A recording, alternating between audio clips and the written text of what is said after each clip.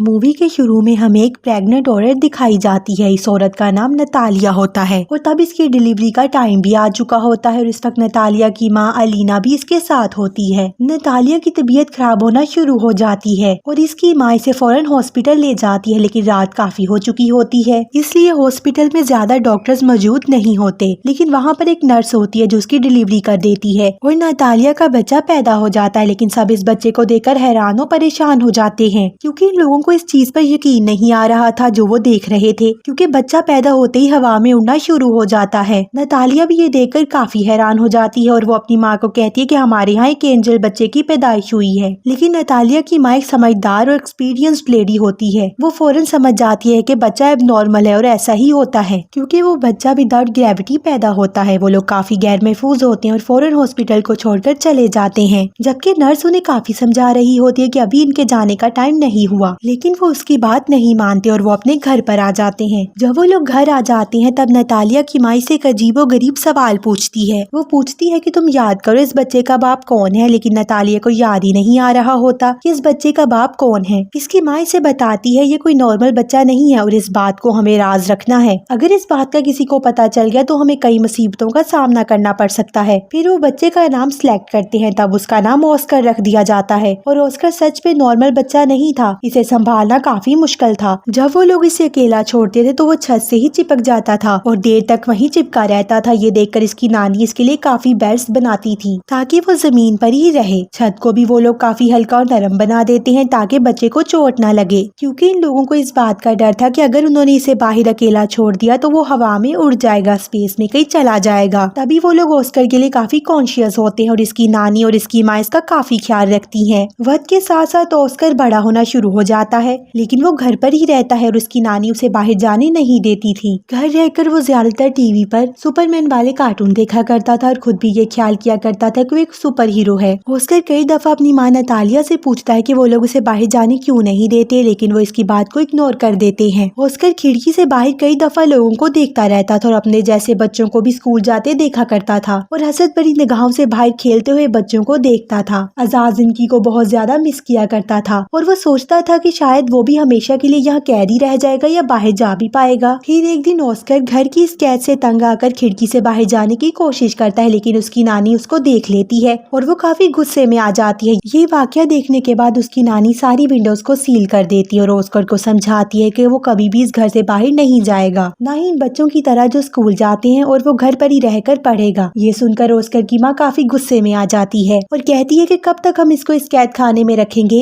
एक न एक दिन इसने बाहर जाना ही है। ऑस्कर की माँ इसके लिए एक जैकेट लेकर आती है जिसकी पॉकेट्स में वो पत्थर रख देती है ताकि वो उड़ ना सके। वो अपनी माँ की बात नहीं सुनती और ऑस्कर को लेकर बाहर चली जाती है और साथ में वो ऑस्कर को ये भी बताती है कि वो सुपरमैन की तरह अपना राज किसी को नहीं बताएगा, वरना वो भी कभी सुपरमैन नहीं बन सकेगा। फिर एक दिन ऑस्कर अपनी माँ के साथ कुछ सामान खरीदने चला जाता है और वहाँ पर एक बच्ची से उसकी टक्कर हो जाती है। उस बच्ची का नाम एगिता होता है। एगिता का सारा सामान इसके हाथ से नीचे गिर जाता है और वो ऑस्कर पर काफी चिल्लाती है और ऑस्कर को 2 बोतल्स पानी की दे देती है कि अब तुम्हारी सजा ये है कि इसे मेरे साथ मेरे घर लेकर जाओगे। लेकिन ऑस्कर इसके लिए इनकार कर देता है, लेकिन एगिता इसके लिए बहुत इसरार करती है। तब ऑस्कर इसके लिए राजी हो जाता है और वो अपनी माँ को बताए बगैर इस बच्ची के साथ चला जाता है। ऑस्कर के हाथ में 2 भारी बोतल्स होती हैं और इसकी पॉकेट्स में पत्थर भी होते हैं, जिसकी वजह से वो काफी वजनी महसूस कर रहा होता है। वो अपनी दोनों पॉकेट से पत्थरों को निकाल कर फेंक देता है। अब एगिता के साथ इसकी दोस्ती हो जाती है। फिर एगिता अपने घर पहुंच जाती है और वो ऑस्कर से पानी की बोतलें मांगती है, लेकिन ऑस्कर पानी की बोतलें देने से इनकार कर देता है,